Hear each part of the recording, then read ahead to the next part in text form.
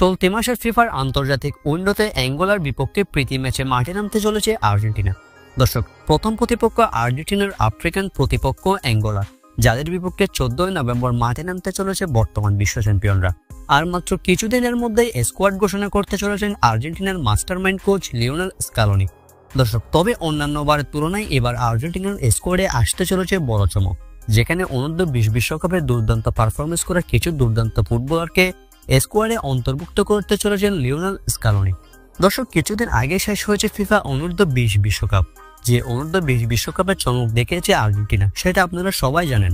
যেখানে Argentina final পর্যন্ত দুর্দান্ত পারফরমেন্স করেছে, একটা ম্যাচেও হারেনি আর্জেন্টিনা, কিন্তু ফাইনাল ম্যাচে দুর্ভাগ্যবশত মরক্কোর কাছে পরাজিত হয়েছে আলবিসেলেস্তারা। আর অনূর্ধ্ব 20 বিশ্বকাপের সেই পুরো টুর্নামেন্ট জুড়েই আর্জেন্টিনার জার্সিতে দুর্দান্ত পারফরমেন্স উপহার দিয়েছে কিছু ফুটবলার। তাদের মধ্য থেকে এবার কিছু ফুটবলারকে দলের সুযোগ দিতে চলেছেন লিওনেল স্কালোনি।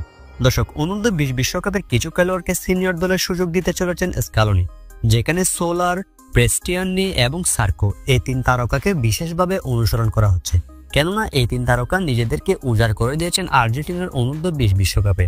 আর সে কারণে আর্জেন্টিনার পরবর্তী ম্যাচে অর্থাৎ অ্যাঙ্গোলার বিপক্ষে তাদেরকে সিনিয়র টিমে সুযোগ দিতে পারেন স্কালোনি, এমনটাই গুঞ্জন গণমাধ্যমের। অন্যদিকে রিউমার ছিল পাওলো দিবালার দলে ফেরার। ইনজুরিতে পড়েছেন আবারও দিবালা।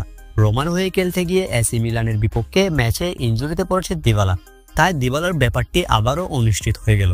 অন্যদিকে দলে ফিরতে চলেছেন আবারও গার্নাচো, কেননা চেলসির হয়ে দুর্দান্ত ফর্মে আছেন আর্জেন্টিনার এই উইঙ্গার।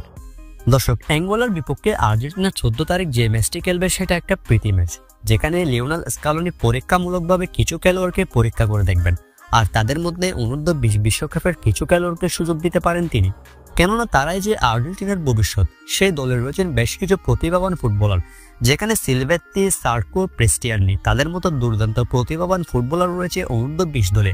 তাদের মধ্য থেকে এবার কিছু ফুটবলারকে দলে অন্তর্ভুক্ত করতে চলেছেন লিওনেল স্কালোনি, যেটা কিনা দারুণ একটা ব্যাপার হবে, কেননা মেসি, আলভারেস, মার্টিনেজদের সাথে দারুণ বোঝা করা হবে তাদের।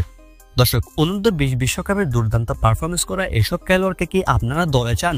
আর্জেন্টিনার স্কোয়াড নিয়ে আপনাদের কি মতামত? কমেন্ট করে আমাদেরকে আপনার মতামতটি জানিয়ে দিতে পারেন।